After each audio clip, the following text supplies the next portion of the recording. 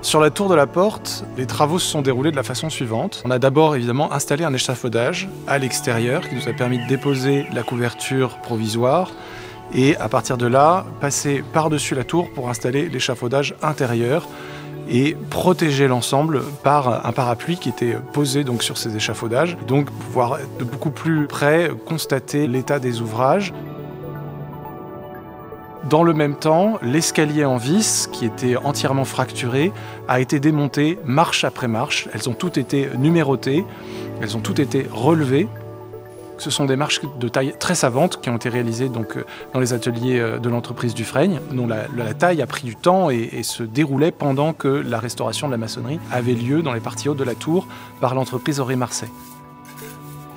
Dans les parties hautes, on a remonté des murs en moellon, on a rétabli ce qu'on appelle les fourrures, c'est-à-dire tout le remplissage entre les parements de moellon qui constituent ces épaisseurs énormes de murs défensifs. Et on a pu rétablir ensuite la corniche qui a été prise sur le modèle de la tour d'à côté, exactement à l'identique. Et donc là, tout était prêt pour pouvoir recevoir la charpente. Dès que la corniche était en place, l'entreprise de charpente, UTB, a pu faire un relevé très précis des contours et donc établir ses plans pour la charpente. Ces plans ont permis de lancer la fabrication. On allait voir en atelier à plusieurs reprises la construction de cette charpente et donc les charpentiers ont tracé puis réalisé ces différents éléments, les ont assemblés les uns après les autres et finalement ont pu réassembler l'ensemble de la charpente au pied de la tour dans les fossés. Vous avez préparé une aire de montage pour cela.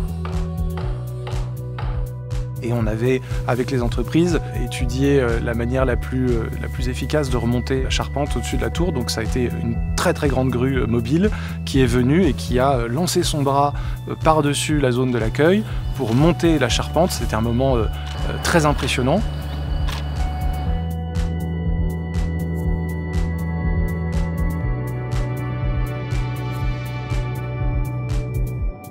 La charpente a été posée donc sur les arases et on a pu rentrer dans une autre phase qui est celle de la couverture. Alors, la couverture d'une tour avec un toit conique, ça demande des savoir-faire de couvreurs très particuliers. C'est toujours l'entreprise UTB qui l'a réalisé. D'abord en posant un support, qui sont des voliges, des planches de bois, d'un bois assez souple, capables d'épouser la forme courbe. Elles sont posées en 2 couches croisées pour assurer vraiment une bonne tenue et sur lesquelles on peut venir ensuite clouer les tuiles. Chacune des tuiles a dû être redécoupée pour tenir compte du fait que, évidemment, puisqu'on est sur un cône, d'un rang à l'autre, il n'y a pas le même nombre de tuiles, il n'y a pas la même taille. Et à partir d'un certain nombre de rangs, il faut réduire les dimensions pour retrouver ensuite un nouveau rang. Donc il y a une pose assez savante qui a demandé aux équipes d'avoir en permanence l'œil sur la régularité de la pose et de s'assurer que les recouvrements étaient suffisants pour toujours assurer, évidemment, l'étanchéité.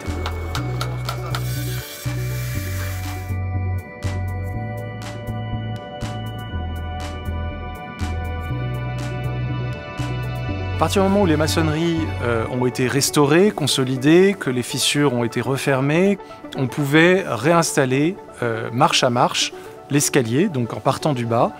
Ça a été un travail très long, très soigneux, et qui a abouti à retrouver l'escalier, ce qui a permis de circuler beaucoup plus aisément dans la tour.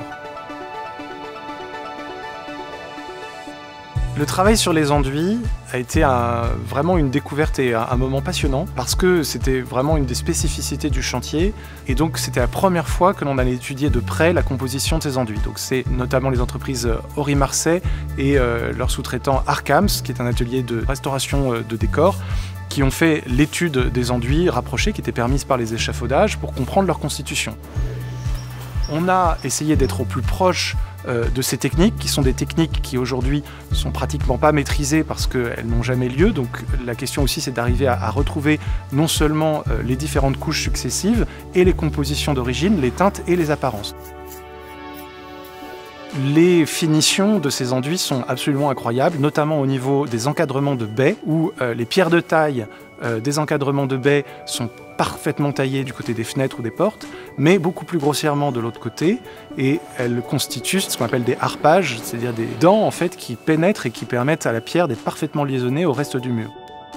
Mais ça crée crée aussi un dessin irrégulier. Et donc pour corriger l'irrégularité de ce dessin, eh bien, les artisans du Moyen-Âge enduisaient le reste de la pierre avec un enduit dans le même ton et soulignaient les joints avec un trait de badigeon de chaux blanc, donc qui donnait à nouveau l'illusion de la même perfection de construction.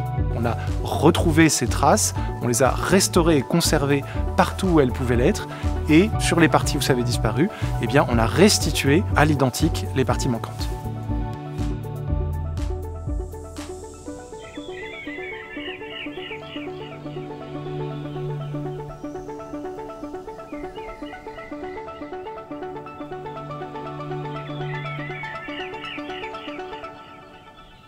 Ma région, avancée, partagée.